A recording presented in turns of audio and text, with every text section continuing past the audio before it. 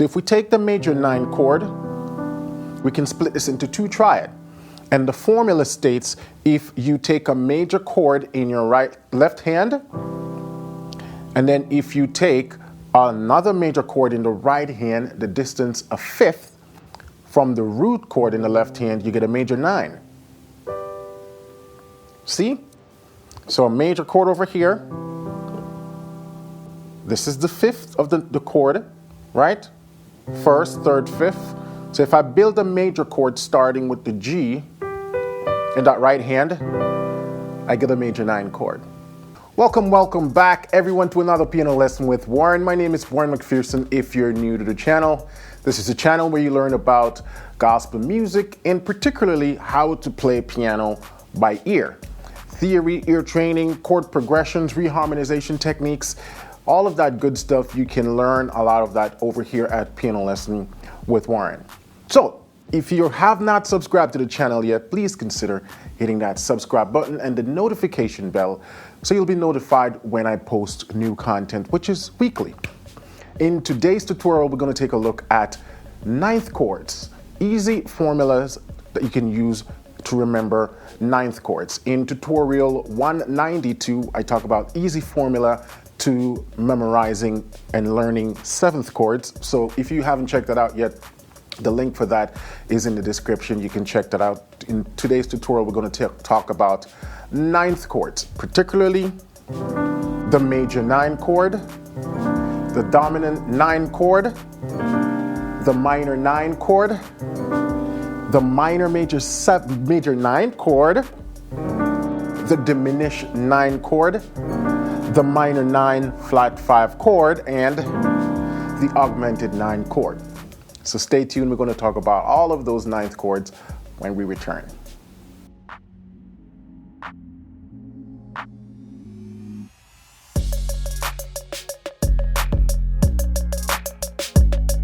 Okay, so 9th chords. What are 9th chords? Let's quickly take a look at that. Why do we call this particular chord a 9th chord?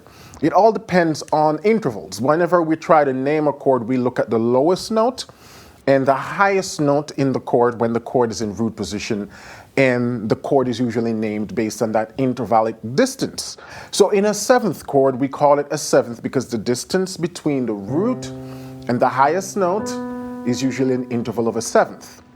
Now, what type of 7th, whether it's a minor 7th, dominant 7th, diminished 7th, all of that determines on what goes on in the lower part of the chord, the triad portion.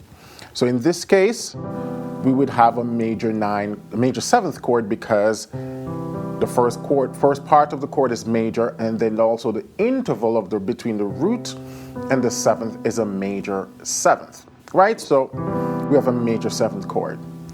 Similar thing applies to 9th chords. The distance between the root and this note is a 9th, right? A major 9th. Now you might say, Warren, isn't the distance from here to here a 2nd? So then why is it a distance from here to here a 9th? That's because it's no longer beside each other. So once the notes beside each other, it's just a major 2nd. But then once we move beyond an octave on the pitch spectrum, now it becomes a 9th. And then what determines the type of 9th chord is going to be based on first the triad portion, but then also what type of 7th we have, because there are 2 types of 7th. Quick refresher, major 7, minor 7. Or a lot of people refer to this as major 7, dominant 7.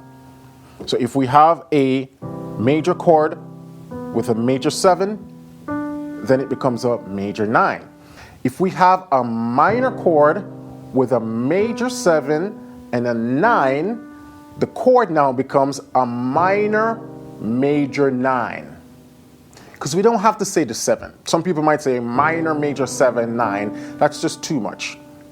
You can say minor major 9, and that will tell the other musicians that the 7th is a major 7th and not a minor 7. Likewise, when we get to a dominant 9th, that is a major chord with a minor 7 and a 9. Then we call this a dominant 9th. or just C9 in this case. When we take a diminished 9, we take a fully diminished 7th chord. That's when we stack all minor thirds 4 note, and then we add the 9. This becomes a diminished 9, or you can say a diminished 7 add 9, because this also is considered a diminished 9, or a diminished add 9, diminished 7, 9, or a diminished 9, right? It's an interesting sounding chord, not one that I use a lot, but it's a pretty sweet chord, yeah? The other 9 we have is this one, pretty. Now this is the minor 9 flat 5. That's how we'd name the chord, because we have a minor 9 flat 5. That's how we accord to this chord. Just as how we would call it a minor 7 flat 5 chord, it's the same concept, a minor 9 flat 5.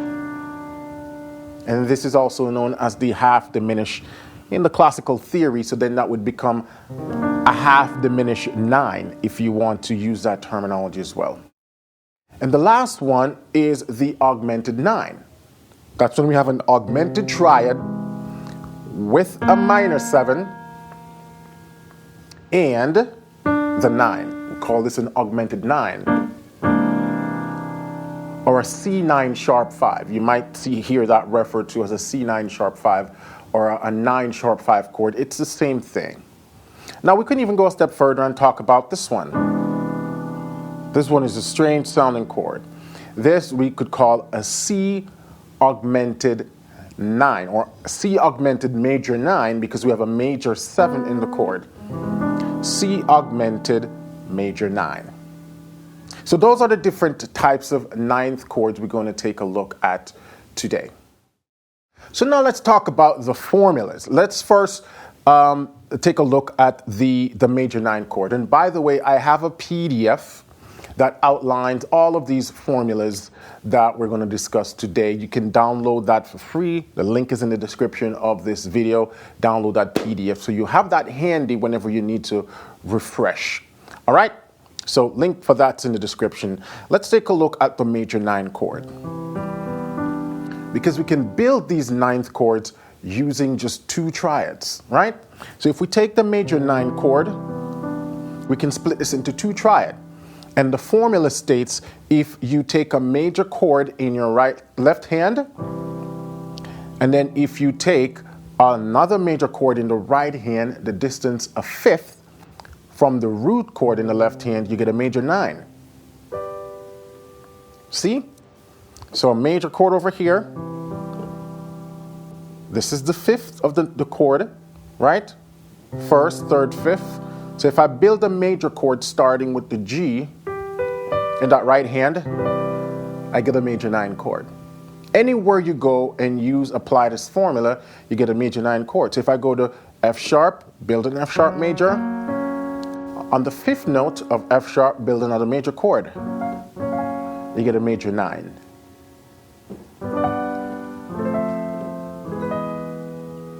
Right? So it's a formula you can apply anywhere. So even as a beginner, if you're trying to start to use some of these chords in your playing, but you're kind of not sure how to do all of that with one hand, remember that the major 9 chord is built on 2 major chords separated by an interval of a perfect fifth. All right? That's it for major 7.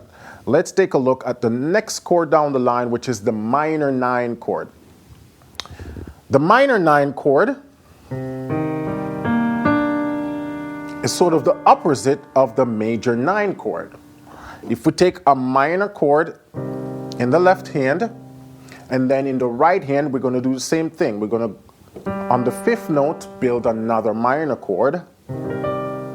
We get a minor 9 chord, right? 2 minor chords separated by a perfect fifth will always give you a minor 9 chord. So if we go to E flat, minor, on the 5th note, build a minor, and we get E flat minor 9. Let's try another one. Go to B, on the 5th note, build a minor chord,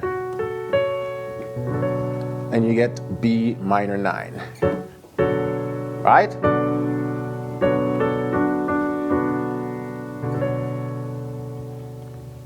So the formula for building minor 9 chord is a minor chord in the left, minor chord in the right, separated by a perfect fifth. Right? And by I say separated by a perfect fifth is the root note we're talking about. So the root of this note to the root of this note. The distance is a perfect fifth, but obviously I'm playing them an octave apart. You know, because if I try to do it here, then I'd have to play one note with 2 fingers. So for simplicity, so you can really see what's happening, I played here, but the distance between both roots, it's an interval of a perfect fifth. So that's the formula for minor ninth. Let's take a look now on the dominant ninth.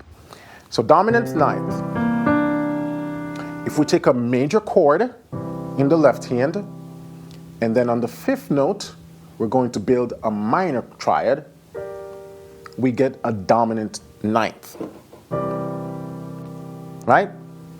Left hand has a major chord, right hand has a minor chord, both chords separated by an interval of a perfect fifth. The root of each chord separated by an interval of a perfect fifth, and that is called a dominant ninth chord. And if you're saying, this is great, oh, I'm learning all of these cool dominant, different type of ninth chords. I have a course, I called it Soul Chords, that covers all of these ninth chords in the form of progressions. So there's 6 progressions, and I show you how to play these 6 types of progressions in all 12 keys using all ninth chords and using various voicings. So that's 72 different variations of progressions and chords and voicing. This course is available over at Piano Lesson with Warren at the moment. You can access this course today for $1 when you sign up for our $1 trial. Check it out and see if it's right for you. Let's take a look again. So the dominant 7th chord, the dominant 9th chord is when we play a major chord in the left hand, minor chord in the right hand, separated by a perfect fifth. Now let's take a look at the next chord down the line is the minor major 9 chord. Interesting chord. Now if we take, so this is the full chord right here. If we take a minor chord in the left hand, then on the 5th degree we build a major chord. We got a minor major 9. And again, the reason why we call it major 9 is because the 7th degree is a major 7th, which means the 9th also has to be a major 9. Minor chord in the left hand, major chord in the right hand, separated by an interval of a perfect fifth, gives you the minor major 9 chord. The next chord we're going to take a look at is the diminished 9 chord. And the diminished 9 chord is an interesting chord. So we have a fully diminished 7th chord, and then we add a 9. Right? Now, this chord also can be broken down into 2 separate triads. However, it's a little bit different than the concepts we've been covering before. We're going to build a diminished chord in our left hand, but then instead of going up a perfect fifth, we're going to go up a major 2nd, and we're going to build a major chord. So a major 2nd is just stepping up to the next note. So we're going to build a D major chord in the right hand, diminished chord in the left hand, D major in the right hand, and we have a diminished 9 chord. Now it's a kind of a weird voicing. The way I like to voice this is this major chord, I like to play it in first inversion. And then that puts the 9s at the top. Right? It sounds better when using this context.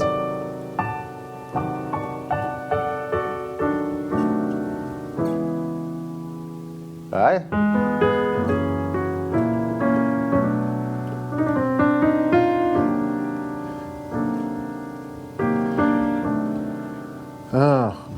Such an interesting sounding chord. So again, a diminished 7, 9, or a fully diminished 9 chord. We build a diminished triad in the left hand, go up a major second, build a major triad, and for a more smoother voicing, put that major triad in first inversion.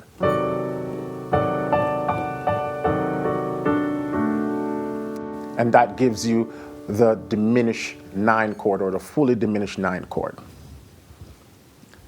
If we go down the line, we're going to take a look now on the minor 9 flat 5 chord, also known as the half diminished 9 chord. So if we take a diminished chord, that's it. Half diminished 9, or diminish 7 9, or the minor 7 flat 5 9, or the minor 9 flat 5. You're going to see probably all of these different notations and people calling them that. It's the same chord. And how we built this chord, we play a diminished chord in the left hand. Now on the 5th note of that diminished chord, which in this case is the F sharp or the G flat, right, the diminished 5th, we're going to play an augmented triad. And that gives us the minor 9 flat 5 chord.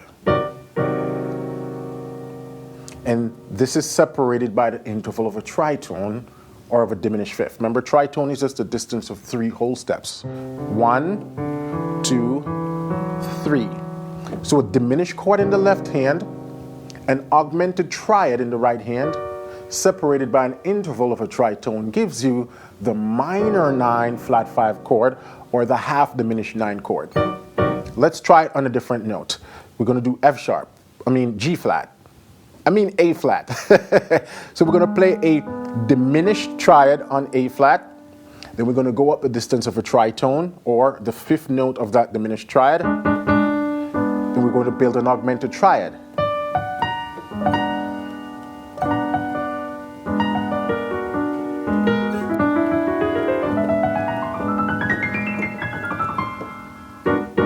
And you can play this cool old tone scale over this chord, right? That's the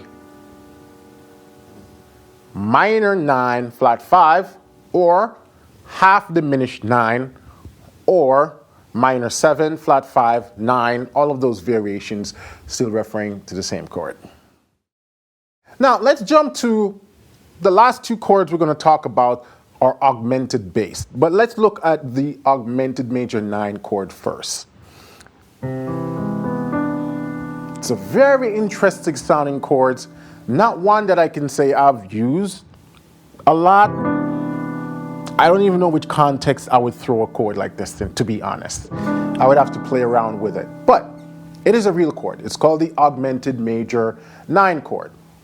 And the way you build this chord is you play an augmented triad in the left hand. Then on the 5th degree of that augmented triad, or the interval of a minor 6 or a sharp 5, that's the interval right there. You can think of it as a minor 6 or a sharp 5.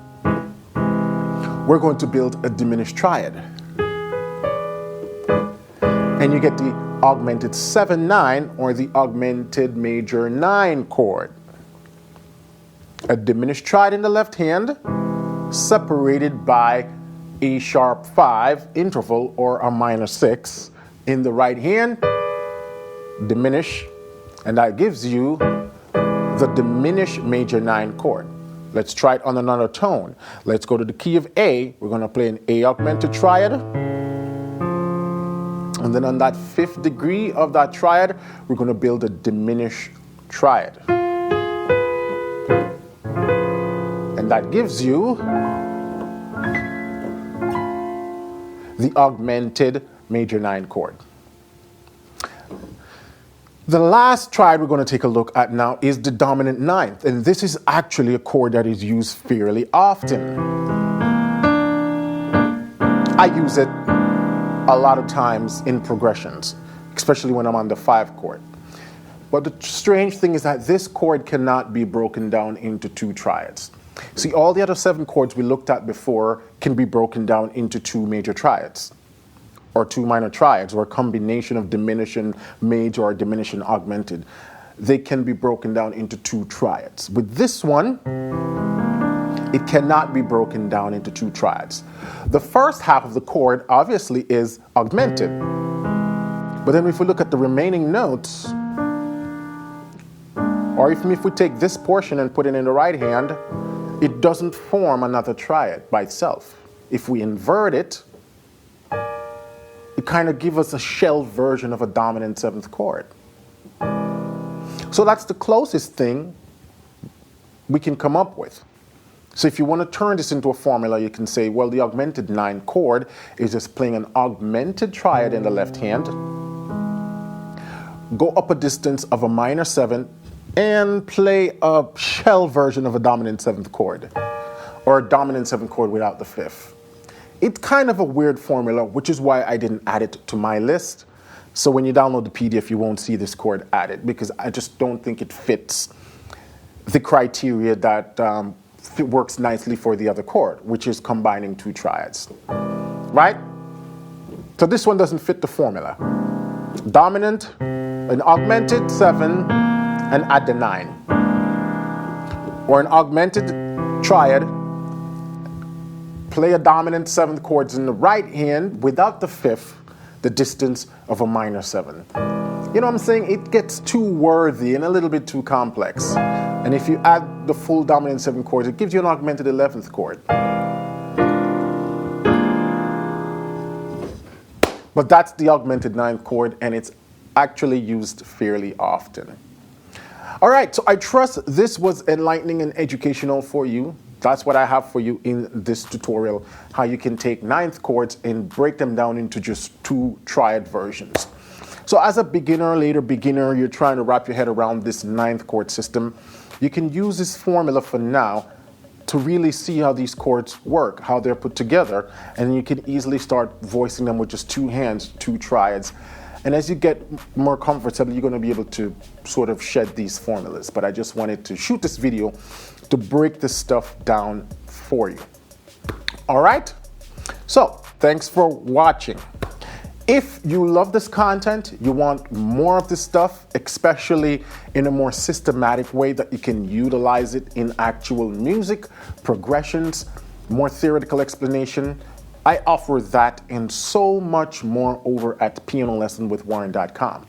If you're new to the channel and you're wondering what that is, I run an online membership program for musicians wanting to learn to play by ear, particularly gospel and Christian music. However, the concepts and courses that you learn can be applied to any genre of music, right? So if you're tired of just sort of browsing random videos, picking up tips here and there, but not really able to then put that in an actionable day-by-day practice format that will take you from beginner to advanced, then you probably need a program like mine. And over at Piano Lesson with Warren, you can test the program for a full 7-day for $1. I call it the $1 trial. You sign up, you get full access to everything we offer, and our premier practice path, one of the best online learning platform for people who want to learn by ear. The practice path takes my 100 of video lessons and break them down from a beginner to advanced learning path with quizzes, with daily exercises and routines, so you know exactly what you need to do when you get up each day to practice. You don't have to sit and figure it out, wondering if it's time for you to move on to the next thing. What do you move on to? Am I doing this correctly? All of those questions is answered for you. So then you can only focus on the things that you need to focus on, which is just practice what you're told to practice and see the results. So head over to pianolessonwithwarren.com. Check that out if you haven't done so already. $1 trial. You can't miss it. The link is in the description also.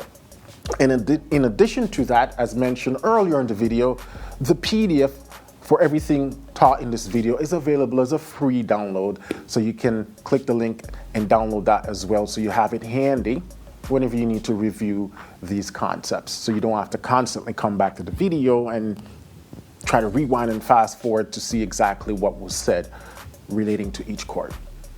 And lastly, if you have not hit that subscribe button yet and the notification bell, you're missing out. At the moment, I have probably over 400 video lessons on various topics, various skill levels, still a lot of benefit you can gain from the YouTube channel. And again, to stay up to date with new content and courses and short tutorials and quick tips, hit the subscribe button so you can be notified. All right, so until then, keep listening, keep singing, keep practicing, and I'll catch you next time for another piano tutorial. Bye for now.